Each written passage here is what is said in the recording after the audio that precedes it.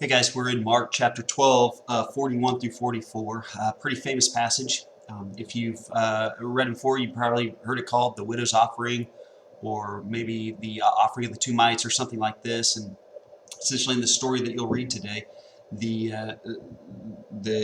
Jesus and his followers are sitting down near the treasury, and they're watching people just drop money into the bucket or into the what they call the offering box. And there were lots of wealthy people who would just dump a lot of money in. The way that they would do that was all coinage, and they would have these large sacks, and as they turned them over and they're hitting this tin box, you can hear all the different noises that come with this. And it's kind of an extravagant way of saying, look, I have participated. It's kind of a passive aggressive way of pulling eyes on you.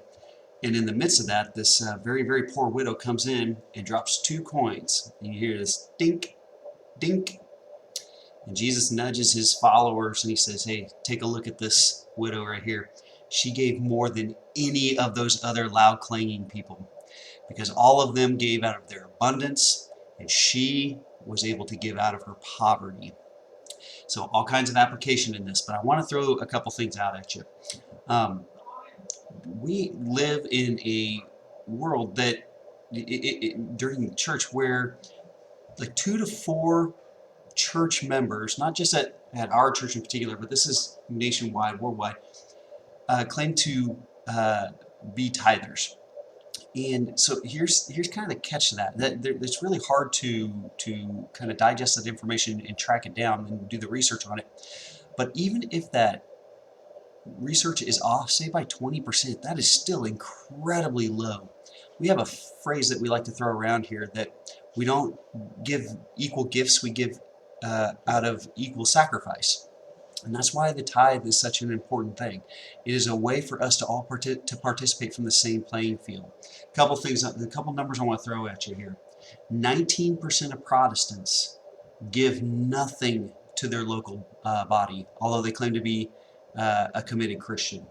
Uh, let's see, if we were to do some quick math and look at just the average salaries around our local body, and if we were to tithe out of that, we would be able to fund every single ministry without having to charge anybody to participate in it.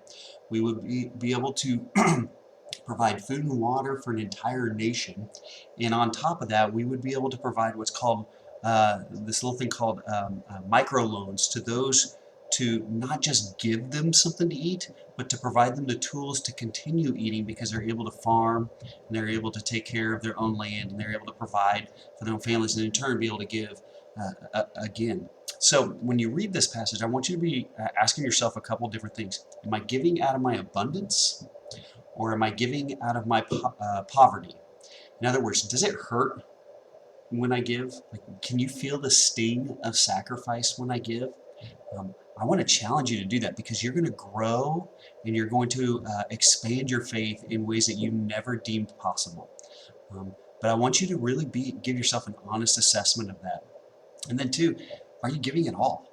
And I'm talking money. This isn't just time, effort, and resources. I'm talking money. This is what this passage is about. Look at your finances. Is your budget upside down? Like, is it me, me, me, me, me, me, me, and then whatever's left over I can give from that?